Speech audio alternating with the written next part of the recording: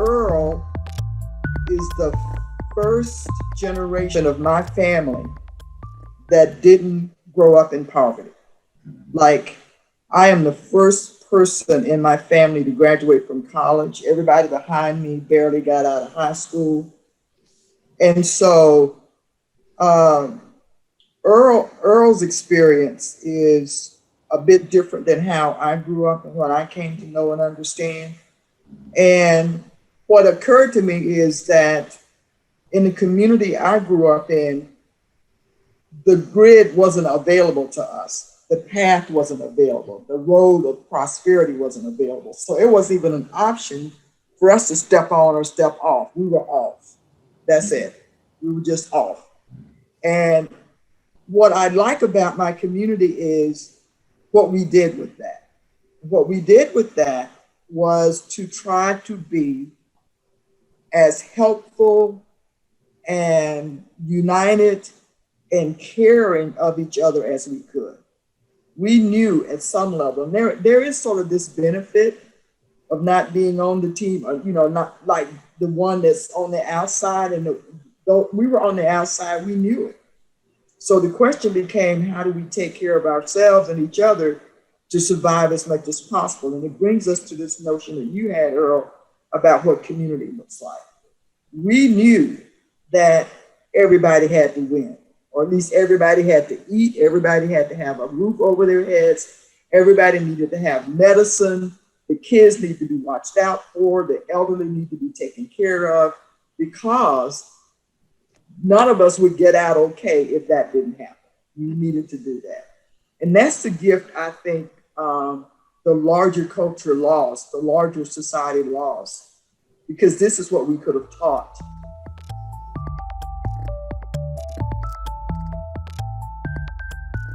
And the thing I worried about with Earl, and I think I've said this to you, Earl, is that the more professional I became and quote affluent I became, I think you didn't experience that sense of community in the way that I experienced it. Your life, Earl, was different because there were things you simply didn't have to struggle for. But I think I do think that there's a benefit for being off the grid. So we don't even have to think about scarcity. We don't even have to think about, oh, I'm going to lose 80% of my stuff. It is simply not there. So you just make the best of your life. What's interesting is that what you said, I think, actually applies to Kathy and her brother. They were the first generation in their family not to grow up in poverty. And they were in a area of West Virginia that was pretty much denied any. There wasn't a path. There were very, very few paths out for most people. And she would have to speak to whether or not those people had the sense of community that brought them together to take care of each other, or whether they were too bought into the rugged individualism and pride, that we've been sort of brainwashed with by the capitalist system to do that. I don't know.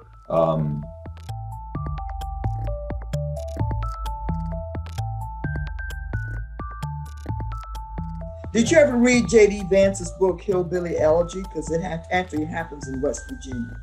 I have a lot of problems with Hillbilly Elegy, not the least of which living in a suburb in Ohio is not the same thing as living in a hollow in eastern Kentucky or southwest West Virginia, where I lived. I really I don't think his experience is indicative or necessarily very helpful or insightful against much of anything. So did you he described his family in West Virginia. Did you find any comparisons there? Because they were impoverished. He talks about his grandparents actually from Kentucky, but I'm sorry. Yes, right on the border of Kentucky and West Virginia, and it's very close to where his grandparents. Certainly, the characters that he outlined, and particularly the opioid addiction that he talked about his mother having, it is, in fact, I was scrolling down Google one day, and I saw an article about a small town in West Virginia on the Kentucky border that the federal government had become concerned about because it singularly had the largest number of opioid prescriptions of any place in the country. I heard about that. My hometown. Yeah. So it was your hometown? My hometown. Wow. And it was like in the New York Times or the Washington Post. We all know that race intersects with other things, certainly class, socioeconomic class in particular, and capitalism and social economic inequality play a big role, and it's hard to figure out. And to me, I don't even know that we have to figure out what role plays what. We just have to see where we want to go in the future. Yeah. How do we come together to move into that different world? I do think there's an element, I don't know that I would describe it the way, Lutricia, that you did, but certainly it's almost more a tribalism that happens. Yes. Which is, that's true. There's a community element of people caring for each other, but man, there's a chip on their shoulder. It's that huge honor culture, Appalachia, which, if you disrespect me, I must respond. Yeah. With full force back. That's the thing. And Michael, you talked one time about status being more compelling even than financial well-being or physical well-being. That is so strong there. It's like being disrespected or losing some sense of status is the most egregious insult that can be laid on someone, and their reaction has to be. Yeah, but that's like the aristocrats that would duel each other. I mean, that's Aaron Burr and Alexander Hamilton. That sense of being aggrieved and you must seek justice because your honor has been defamed. So one of the things, I heard, and it is interesting because I recognized the man and the thought process and the person I am today is because of some of or because of the privileges that I was afforded by the work that my mother has done. As she refused to be on poverty, I didn't have to deal with poverty. Though I had friends that were in poverty, most of my friends, I didn't grow up, tell people all the time, I didn't grow up in the hood, but we grew up down the street from the hood, and I played in the hood all the time. Right. But I say that to say, because one of the things that has always been inside of me, I've always acknowledged, is that I grew up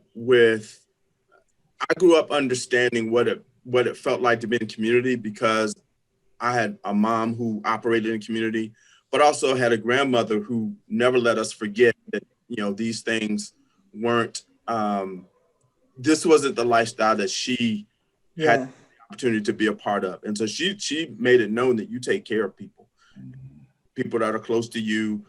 You are part of, especially when it comes to African-American folks and Black folks, the Black community, we look out for each other because what we have to do, because nobody's going to give us anything.